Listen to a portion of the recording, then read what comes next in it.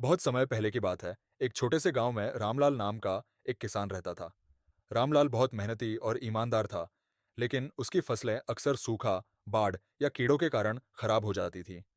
उसकी स्थिति बहुत दयनीय थी। रामलाल के पास खेती के लिए थोड़ी सी जमीन थी, जिसे वह बड़ी मेहनत से जोतता और बोता था। लेकिन जब फसल का समय आता, तो प्रकृति की मार उसे निराश कर देती।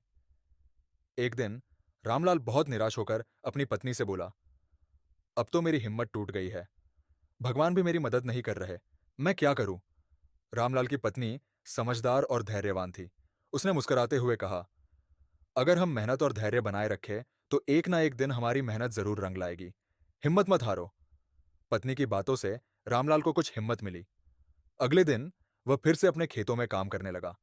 उसने अपने खेतों को अच्छी तरह से तैयार किया और नई तकनीकों का उपयोग करके बीज बोए। इस बार रामलाल ने अपने खेत की देखभाल पहले से अधिक ध्यान से की। उसने सही समय पर पानी दिया, खाद डाली और कीटों से बचाव के लिए उचित उपाय किए। फसल धीरे धीरे बढ़ने लगी। जब फसल पकने का समय आया, तो रामलाल की मेहनत रंग लाई। उसकी फसल बहुत अच्छी हुई। यह देखकर पूरे गांव में उसकी मेहनत की तारीफ हुई। इस बार रामलाल ने न सिर्फ अपने परिवार का पेट भरा, बल्कि उसने कुछ फसल बेचकर अच्छा मुनाफा भी कमाया। रामलाल ने समझा कि मेहनत और धैर्य का फल मीठा होता है। उसने यह भी जाना कि निराशा और हार मानने से कुछ नहीं मिलता।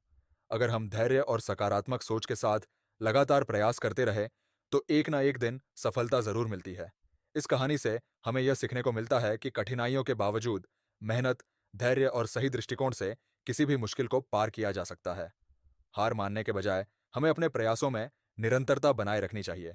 सफलता निश्चित रूप से हमारे कदम चूमेगी।